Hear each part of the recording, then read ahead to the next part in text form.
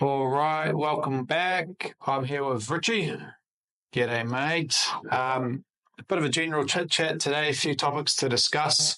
We're just off the back of another auction success, which was cool. We had the day 9 Yes. hit us with some numbers. Well, I think the obvious number is a 70% clearance rate with a mega auction event is unheard of. Yep. It's been encouraging getting feedback from around the marketplace, from within our own business, the Railway Group, and also outside of the group, is just how impressed they were with that result. And a few people scratching their heads in terms of how that's even achievable under current market conditions. So, of course, from our point of view, absolutely stoked at the result, but you're only as good as your last game. So a hard reset today as we go back and move into the rest of the month to be able to continue with that level of success. Does that compare out there? Like, so 70%, how does that compare? We were 54% in April for the month under the hammer. So our numbers are always under the hammer. Do check that, because there is ways of fudging numbers out there, and I know some of the other fellas out there fudge numbers regarding of, if it's sold within a campaign or sold within the 90-day period or whatever. Our number that we talk about there, and one that we always talk about, like 54% for April, is what we called on the day. If we sold it 54% of the time. And last Wednesday for the day, we sold 70% under the hammer. So, and I think on the same day, one of our competitors did 3 out of 13. So my maths isn't very good, but that's not a lot of a percentage success rate when you're handing back 10 owners, or still carrying on with 10 owners effectively in the market. It's about 22% or something like that. So, yeah, 70%. Like, I was chatting to a few people over the weekend out and about, and when you mentioned that, or they'd seen our socials or anything like that, it's immediately a number that you're like, oh, that's pretty good, isn't it? Hey, that's pretty good. Yeah, it's not pretty good. It's pretty amazing, actually. And so, which has been good for us to do a bit of a review around, okay, what did we get right? And continue to sharpen our tools, and sharpen the team as we move into the year. I think one of the observations I've had as I'm looking at stuff that's coming up this week and the week after, there was definitely an amplification around exposure that comes with being involved in this particular event. Like, I just had a bit of a count across some of the stock, and you're looking at least 500 more views across some of the online platforms. Yeah. Premium levels, same package, same market, pretty much. But because they were going for auction on this day. But because they were involved in this event, it seems that there's a number of more trigger points that's getting more eyeballs on these sort of properties, which is why we put this sort of event together, right? So I think with the day 10, our 10th iteration of this event. End of July? The end of July. It's something well worth taking a mental note of if you're thinking about selling, mid-yearish. This would definitely be something to look into. That aligns with, I was just going to write a note, but I might as well just yarn about it straight away. So we had a property go up for auction, and we paused to negotiate it, and we carried on with other auctions as we do, because we have 2 auctioneers running simultaneously, and our agents are spread out so that we can do that run from the next one to the next one. So we called an auction, we paused. I was helping her with negotiations with the agent, the owner, and the buyer, who was with another agent. It actually took a little while, which, hey, we've got all day. Yeah. We'll take as long as it needs to get the result that we're after. The buyer had actually turned up and was more interested in another property. And by the time we were still negotiating, this other property came up. Yep. He paused. He was the top bidder on that property. Yeah. It didn't go through. He then came back out and re-engaged with us on our property, and then was the buyer on that property. So he had looked at 3 properties. He was there for 3. The one that was the second up was his priority. However, the expectations of the owner there didn't meet his expectations in terms of price. So we were able to bring him back to the property that he first was bidding on, and concluded the auction with him buying that property, which was cool, which talks to, hey, I'm here for, and I've talked to a few buyers on the day, and I'm here for 21, 12, and 37. Oh, cool. which one are you most interested in? Oh, just, on any of them, which is great. So, like, they will get, and we've already had people that missed out on this event. Yeah. I know the guys here have one which is still going through probate, and they had hoped to be on for the day 9, and now they're waiting until the day 10. Gotcha. Which will be a start of July launch, end of July auction. Yeah. Pretty cool that it's created its own little buzz. Yes. Well, we had a number of clients involved in last week's event who had seen previous events, and so they wanted to be involved this time round. Yeah. So it's quite a special dynamic, actually. It is unique. It's proving through the results that there is a major benefit from getting locked into an event that attracts a crowd. And as you know, through our particular marketing packages on these events, we were able to use that economy of scale to get a broader reach and be in the print as well as the digital, everything that's out there. Another number to discuss is 150. Do you know what that relates to? No. It's not the amount of leftover buyers, because we had more than that. We had a couple of hundred buyers through, so we had more than 150. It's not the amount of auctions. We only called 37. We started off with more, but had to push a few throughout the campaign. Yep.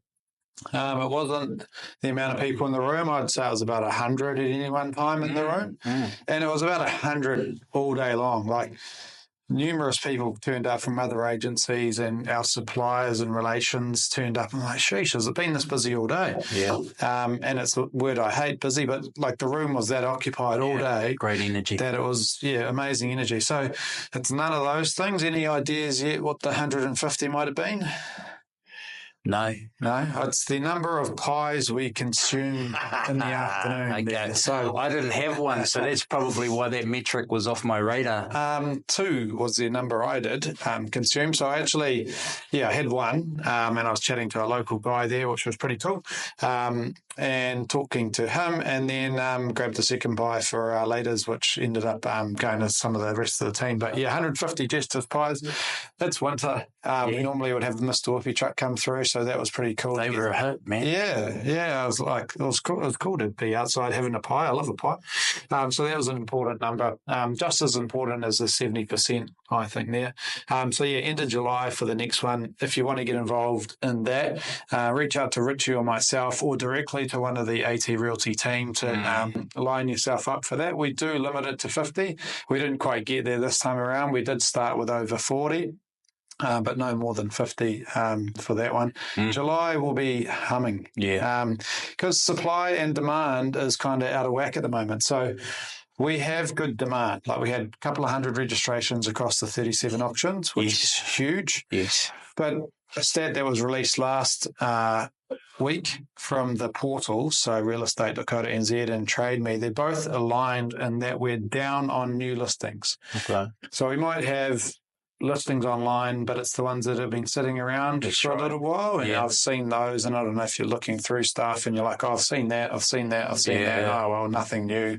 Off I go to search boats, cars, whatever it is that you're doing. Read the Herald. And so where supply is up, but if you broke supply into new versus old, new listings is down. Demand's consistent, and probably demand is up slightly. And the reasons for that is our interest rates have steadied. People assume that interest is only going to get cheaper. It's not going to get more expensive. And I think that's one thing to talk about next, is where interest rates might go. But supply versus demand and what that is doing for clearing out older stock. What are you noticing? Like, so black stock's down? No, black stock's crept up a little bit in the last week. So, I mean, I think what we're seeing is that old stock needs a hard reset and refresh. What's happening is the new stock is the stuff that's selling. So that's turning over pretty quickly. And as we saw, the energy in the auction room and the level of engagement we had from buyers showed that the demand was certainly there for properties that where the vendors are ready to meet the market, have got a high level of motivation and aren't just, testing the water. So that's where we saw those good results. I saw today, I think it might have been ASB, 10-year interest only. Was it BNZ, was it? Yeah, Blake talked about it, eh? So that's interesting, isn't it? Right? Well, I've been what's behind that? Well, I might have mentioned it to you. Like in America, you can get a 30-year rate. So you go and look at your investment property and you go, it's about a 6% yield. I'll lock in a 3% interest rate. We're talking about America, not here. And therefore, I know I've got that margin at least locked in as a baseline. In theory, nothing will change on the interest rate. Rents will up and down. So you know that it's there, whereas we're playing with every 3 years or 5 years maximum. So to have 10-year and interest only, amazing for these cash flow properties. Yeah. For investors specifically, you wouldn't go interest only in your own home, and I don't think they've set it up that way for that. Yeah. I think it's bloody awesome. No, it's amazing. Well, obviously that engagement on the investor level now, there's decent motivation to be able to re-engage there. How long have you had a mortgage for? Like more than half a minute, eh? So your best interest rate or what you would have seen in your lifetime, and I know in mine, yes, we had that little glitch at the start of 20s. Yeah. But I mean, long term, I'm 39, turning 40 in July. You can wish me happy birthday then at the next auction event if you come along. Is like in the fours is pretty good. Like if I had turned up as an 18-year-old or 19-year-old or 20-year-old 20 years ago and said, what interest rate could you give me for 30 years? I would have jumped at 4.5%. And if you look probably across it, something we could put through the GPTs of the world. Yeah. The interest rates over the last 20 years, what would be the average if you fixed every 3 years? Yeah. And then if you fixed for 20 years. Yeah. So moving forward, would you buy something with a 4.5% interest rate, interest only 10 years? 100%. Yeah. Yeah. It would have been a bit, iffy before, but with that, you'd be mad not to start looking at good opportunities that are out there, where I think what the investors, trying to get is that 5% and a bit more. If you're a bit lower on the interest only, then, why wouldn't you? And the capital gain's going to be there, isn't it? Yeah. Yeah. Well, we're operating at somewhat of a lull, I wouldn't say we're anywhere near the peak of the market, and maybe we've come off the bottom of the market. So we're We have. I think we have. You come off the bottom? I think so. Yeah. Oh, yeah, definitely. I think we're off there. So we can confidently say, I don't think it's going to go down from here. Interest rates. Time to be buying. Yeah. So I thought that was pretty cool. So where are interest rates going to go? I don't know. They're talking about, another couple of OCR adjustments between now and the end of the year. The trouble with, and you would have had it in the team meeting this morning, everything's been priced in. Like it's no surprises given the language that the Reserve Bank's using that we're probably going to get lower interest rates between now and the end of the year or a lower official cash rate. However, they've already factored that in. So if you go and get your 1 year rate now, they've factored in 0.25, 0.25 maybe or whatever it is, and they've factored that in. So it's not going to drop to 3% between now and Christmas. It's not going to probably get to 4.5% between now and Christmas. I know, talking to a guy last week who's got heaps of money lent, and he is getting 4.89%. The window is like 4.92%. I think they mentioned this morning in the meeting. So the window rate, and most people are getting 4.99%. Yeah. There's not a lot of leniency there. I don't know if I ever see a 2% again in my life or a 2.5 or 3 for something pretty flash. The other observation from last week is it was a real diverse range of property. We had those $3 million, that $2.5 million, that stuff with all the units, and then we had the do-ups, the done-ups, everything was in there, and it was all getting engaged on. Yeah. Well, there was investors in the room, like the block of units brought out a different type of investor. They actually, a young couple, I haven't seen them for ages, actually, since I sold something to them on Lappington and Otara years ago. And there was 2 of them then, and now there was 4 of them turned up because they had 2 kids. Yeah, right. And their young fellow was 6 and 4. Uncle Tom. Yeah, but they turned up for a block of units. They've gone through and I won't mention their names, but they might know we're talking about them. they went through the baby process and now they're back reinvesting again. And they think there's no better time. Like they've actually sat out maybe the most volatile part of the market, the ups, the downs. Yeah. Like it would have been cool to buy in 2020 and sell in the peak of 2021 if you picked that. Oh, yeah. Awesome. Yeah. If you ended up holding on to it 2022, 2023, it was like, oh my gosh. So, like, you can never game the market, but these guys effectively forced that out because they've gone through baby creation period, but they were back. We had lots of investors, lots of property renovators. So Charlie had an awesome property there in Ponsonby with 21 registered bidders on it. That sold to renovators, which is great. I chatted to a guy who my brother knows from the police force that was buying his first house. That's right. 4 doors down from his mum. Yeah. Even though it was a cop in the ring. Yeah, not a cop anymore. And so, like he bought, first time buyer. Awesome. So there was everything in between, upsizes, downsizes.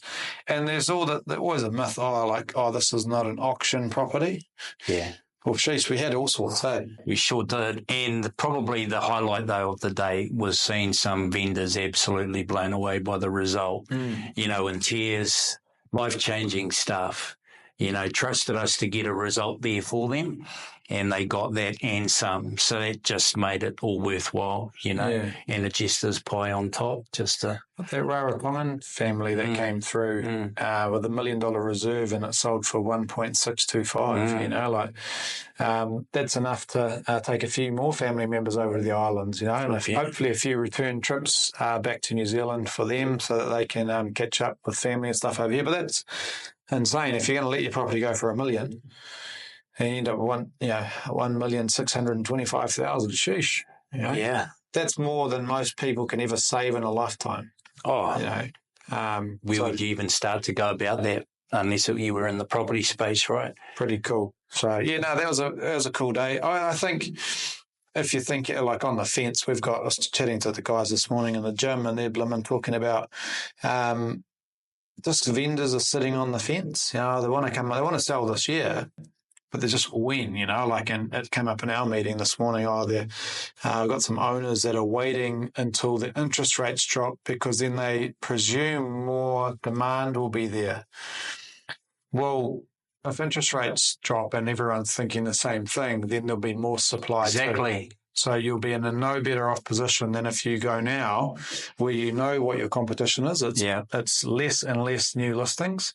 We've got banks being competitive and bringing out new products like a 10-year interest-free. That's phenomenal.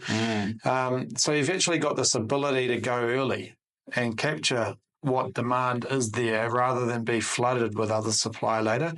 So I think, if you were talking to someone at a barbecue, Richie, what would you say? Well, especially if you're selling in order to buy, upsize, upgrade or whatever, now's definitely the time because that demand for the better properties seems to show itself a lot more when when the financials are more favourable. Whereas at the moment you could get a good result for yours and buy up into something pretty cool. Whereas if you wait a few more months, you might find that you're competing with someone over that one, or their expectation is adjusted because they're in what they're perceiving to be a higher value market. So no one's got a crystal ball, and what I've found is if you end up having to analyse everything, there's that wonderful phrase, analysis paralysis. You don't end up doing anything. You don't end up going anywhere. Life starts to move on and you find yourself playing catch up. It's not a good way to approach life in general, right? So the pieces are in place there for a really, really good result in terms of selling. So there would be absolutely no reason. And if you get the opportunity to jump on board and leverage off an event we pull together, I don't think there's a better case scenario than that. If you think to our Mount Roskill auction a week ago, 2 weeks ago, would you say if I asked you at the barbecue, hey bro, a developer's back, what are they doing? Well, probably would have been a bit a little more hesitant before that particular event than after. Obviously, they all came out of the woodwork. 12 bidders. 12 bidders, a phenomenal auction. I mean, the on-the-market blaze after that, I think, has set some sort of record. Yep. And everyone's 1.4, say they were after, and 2.1 result. Yep, 2.1 plus. Yep. Phenomenal result. Again, really good work by the agents involved, gathering the interest around it, showing the potential there. And those guys are there. We've seen them again in the auction rooms. And actually, I saw guys at that auction I haven't seen since the market was pumping along. Yeah. You know what I mean? So it was a bit of a reunion in many ways with some of these developers that suddenly turned up, which was really cool to see. So those are really encouraging signs. Joshy's been hounded by locals in that area today. I bet he has. All wanting the same result. And a bit of advice if you were the person asking the question at the barbecue because it affects you or that is you. We'd love to grab the underbidder. We'd be happy with 2 million. What these guys did is they trusted the process. And I was talking to Josh about it earlier. You could take on a few properties in the area and they want to do it off market silently, just grab the bidders and all the rest of it.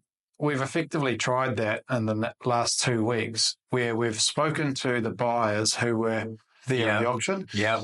And they said, hey, bro, give us a call when it's actually for sale. Yeah. We don't want to hear about your off market, your sleevey, all these things. Like when the owners are real and they're going to come to the market and we can fight for it, give us a buzz back. So that's off-market opportunities. Yeah.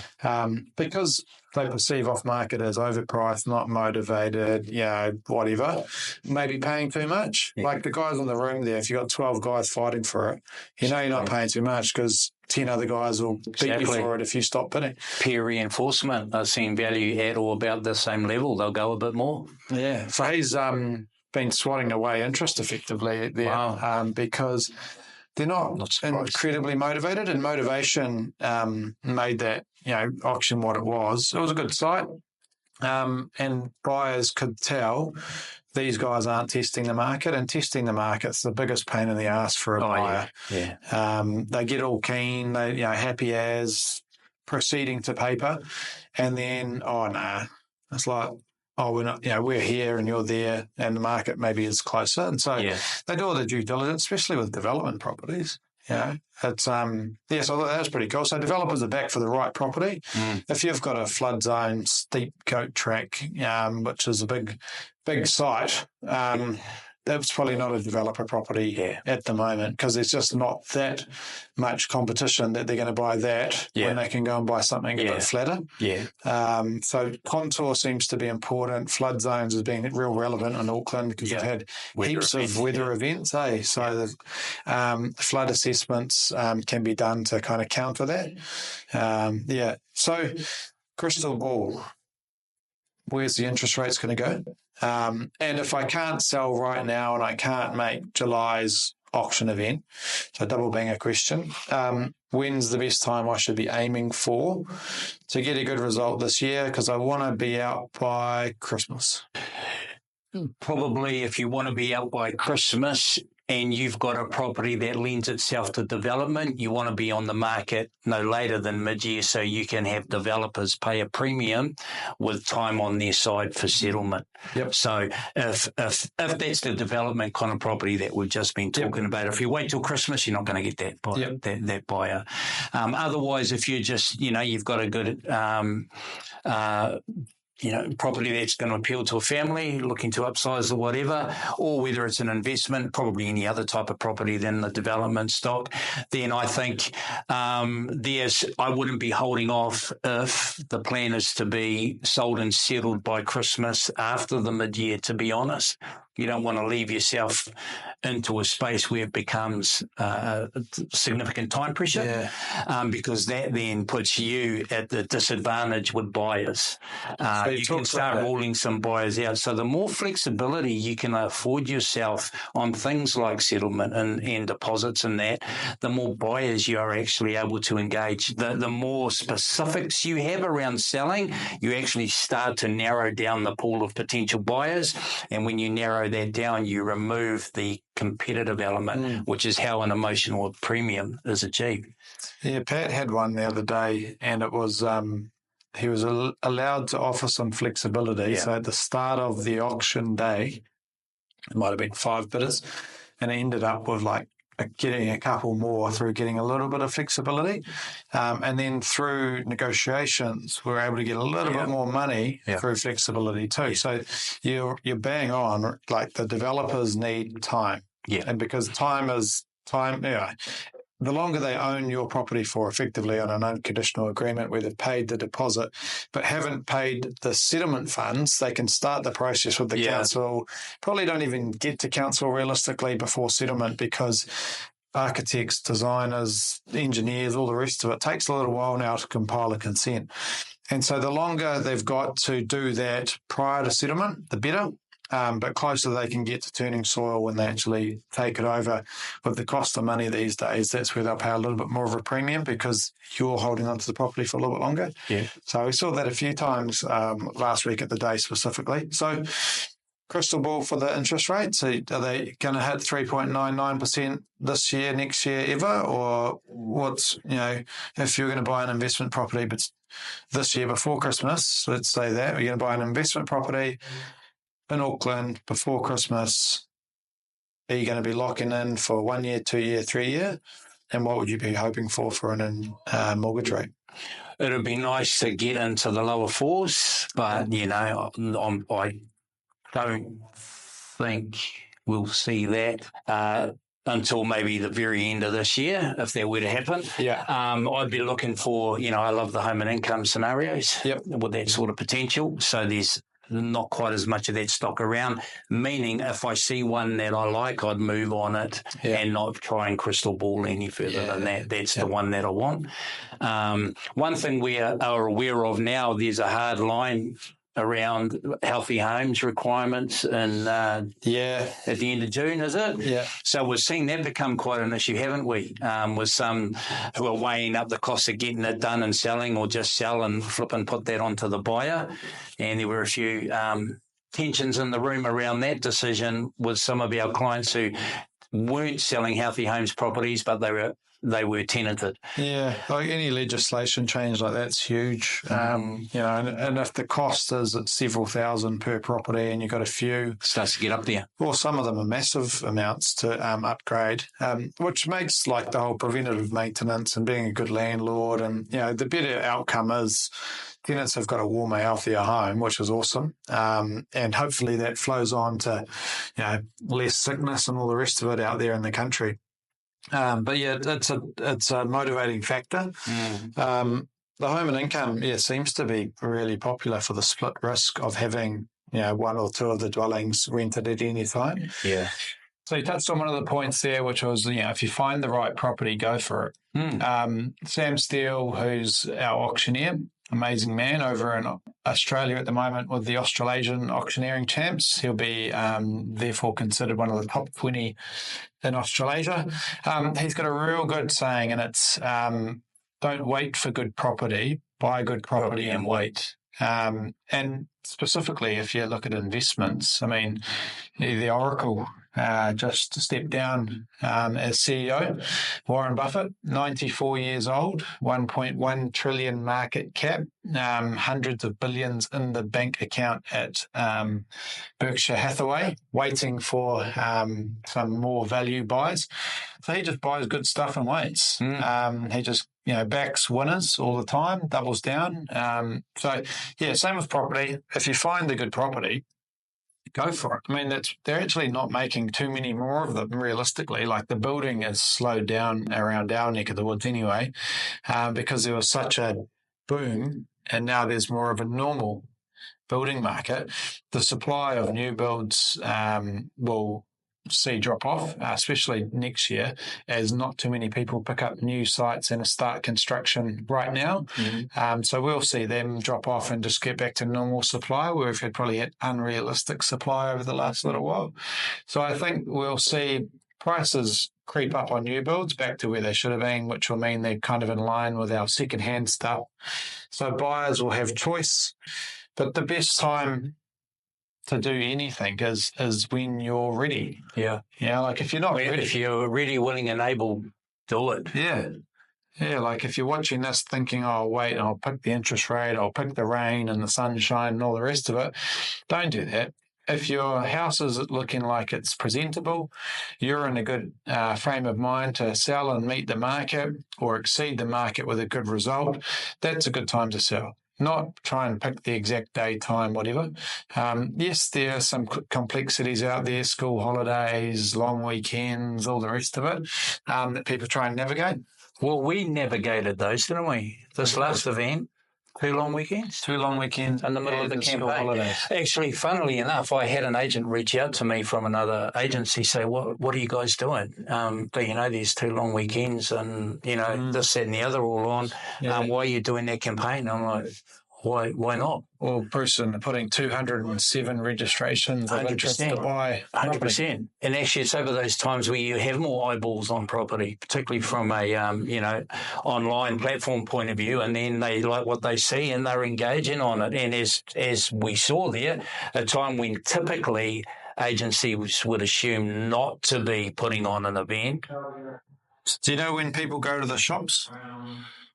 What shops? Any shops. When they want something? No, when they're open.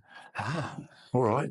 When they're open, like otherwise you order online. That's true. But, like we're open all the time, school holidays, long weekends, whatever it is. We know that people are out there and there's always demand. Like you could go to a mall at midnight and there'll be people shopping if the mall was open at midnight. I've been there. Yeah. I remember going there back in the day to the warehouse with Dad, and we were buying fireworks.